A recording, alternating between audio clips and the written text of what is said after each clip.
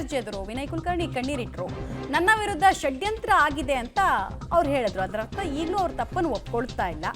ನಾನು ಈವರೆಗೂ ಯಾರಿಗೂ ಅನ್ಯಾಯ ಮಾಡಿಲ್ಲ ಅಂತ ಹೇಳಿ ಅತ್ರು.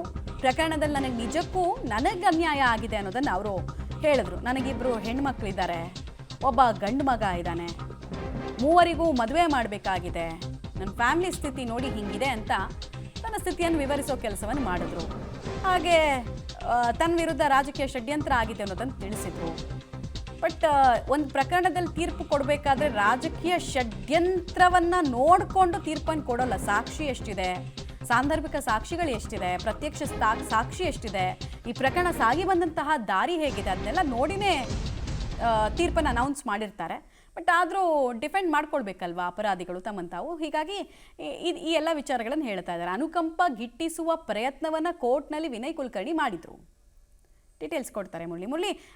ಭಾಳ ಸ್ಪಷ್ಟವಾಗಿ ತನ್ನ ಸ್ಥಿತಿಗತಿ ಹೇಗಿದೆ ಅನ್ನೋದ್ರ ಮೂಲಕ ಅನುಕಂಪ ಗಿಟ್ಟಿಸೋದಕ್ಕೆ ಜಡ್ಜ್ ಮುಂದೆ ಪ್ರಯತ್ನ ಪಟ್ರ ವಿನಯ್ ಕುಲಕರ್ಣಿ. ಮಮತಾ, 17 ಜನ ಅಪರಾಧಿಗಳೇನಿದ್ರು ಅವ್ರೆಲ್ಲರಿಗೂ ಕೂಡ ಅವಕಾಶಗಳನ್ನ ಮಾಡಿಕೊಟ್ರು. ತನ್ನ ಜೀವನ ಪರಿಸ್ಥಿತಿ ಯಾವ ರೀತಿ ಇದೆ, ಜೊತೆಗೆ ತಾನು ಮಾಡಿರುವಂಥ ವಿಚಾರಗಳೇನಿತ್ತು ಅದನ್ನ ನ್ಯಾಯಾಧೀಶರ ಮುಂದೆ ಕೇಳ್ಕೊಳ್ಬೇಕು ಮತ್ತು ಶಿಕ್ಷೆ ಪ್ರಮಾಣವನ್ನು ಕಡಿಮೆಯನ್ನೇ ಮಾಡ್ಕೊಳ್ಳೋದಕ್ಕೆ ಎಲ್ಲ ಅಪರಾಧಿಗಳಿಗೂ ಕೂಡ ಒಂದು ಅವಕಾಶವನ್ನು ಕೊಡ್ತಾರೆ. ಆ ಅವಕಾಶದಲ್ಲಿ ವಿನಯ್ ಕುಲಕರ್ಣಿ ನ್ಯಾಯಾಧೀಶರ ಮುಂದೆ ಹಾಜರಾಗ್ತಾರೆ. ಹಾಜರಾದಂಥ ಸಂದರ್ಭದಲ್ಲಿ ಹೇಳುವಂಥದ್ದು ಇದೊಂದು ರಾಜಕೀಯ ಷಡ್ಯಂತ್ರದಿಂದನೇ ಈ ರೀತಿ ಎಲ್ಲ ಆಗಿರುವಂಥದ್ದು ಅನ್ನೋದ್ರ ಬಗ್ಗೆ ಹೇಳ್ತಾ ಹೋಗ್ತಾರೆ. ಯಾಕಂದ್ರೆ ಆ ವಿಚಾರವನ್ನ ಅಷ್ಟೇ ಅಲ್ಲಿ ಪರಿಗಣನೆಗೆ ತೆಗೆದುಕೊಳ್ಳೋದು ಬಿಡುವಂಥದ್ದು ನ್ಯಾಯಾಲಯಕ್ಕೆ ಬಿಟ್ಟಂತ ವಿಚಾರ. ಜೊತೆಗೆ ಸಾಕ್ಷಿಗಳ ಆಧಾರದ ಮೇಲೆ ಅವರು ಈಗ ದೋಷಿ ಅಂತೇಳಿ ತೀರ್ಮಾನ ಆಗಿರುವಂಥದ್ದು, ತೀರ್ಪು ಕೂಡ ಬಂದಿರುವಂಥದ್ದು. ಜೊತೆಗೆ ಅವರು ಕೇಳುತ್ತಾ ಹೋಗುವಂಥದ್ದು, ನಾನು ಸುದೀರ್ಘ ಕಾಲ ಚುನಾವಣೆಯಲ್ಲಿದ್ದೀನಿ, ಅಂದ್ರೆ ರಾಜಕೀಯದಲ್ಲಿ ಪ್ರತಿಸ್ಪರ್ಧಿಗಳು ಈ ರೀತಿಯಲ್ಲಿ ಪ್ಲಾನ್ ಅನ್ನ ಮಾಡಿ ನನ್ನನ್ನ ಈ ಪ್ರಕರಣದಲ್ಲಿ ಸಿಲುಕಿಸಿದರೆ ನಾನಿರ್ಬೋದು ಅಥವಾ ನನ್ನ ಕುಟುಂಬಸ್ಥರು ಯಾರು ಕೂಡ ಕೆಟ್ಟ ಹೆಸರನ್ನ ಅಲ್ಲಿ ಪಡ್ಕೊಂಡಿಲ್ಲ.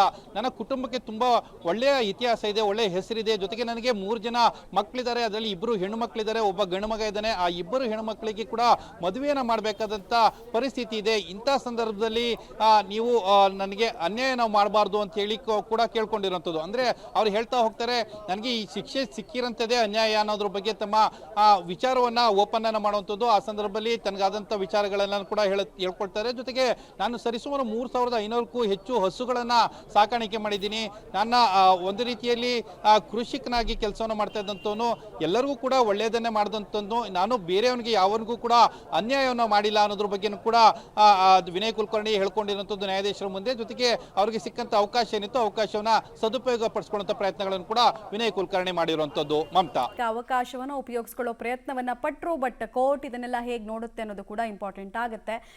ಅದ್ರ ಜೊತೆಗೆ ಬ್ರುಟಾಲಿಟಿ ಬಗ್ಗೆ ಕೂಡ ಸಾಮಾನ್ಯವಾಗಿ ನೆನಪಿಸ್ತಾ ಇರ್ತಾರೆ. ಯಾರು ಪ್ರಾಸಿಕ್ಯೂಷನ್ ಪರವಾಗಿ ವಾದ ಮಾಡ್ತಿರ್ತಾರೆ ಅವ್ರು ಹೇಳ್ತಿರ್ತಾರೆ, ನೋಡಿ ಹಿಂಗೆ ಹತ್ಯೆ ಮಾಡಿದ್ರು, ಖಾರದ ಪುಡಿ ಹಾಕಿದ್ರು, ಪೂರ್ವ ನಿಯೋಜಿತವಾಗಿ ಕೃತ್ಯವನ್ನು ಮಾಡಿದ್ರು, ಯಾವುದೇ ಪ್ರಚೋದನೆಯನ್ನ ಕೊಲೆಯಾದಂತಹ ವ್ಯಕ್ತಿ ಕೊಟ್ಟಿರಲಿಲ್ಲ ಅಂತೆಲ್ಲ ಹೇಳೋದ್ರ ಮೂಲಕ ಕ್ರೂರತೆಯನ್ನ ತಿಳಿಸೋ ಪ್ರಯತ್ನವನ್ನ, ಮನವರಿಕೆ ಮಾಡಿಕೊಡೋ ಪ್ರಯತ್ನವನ್ನ ಕೂಡ ಮಾಡ್ತಾರೆ.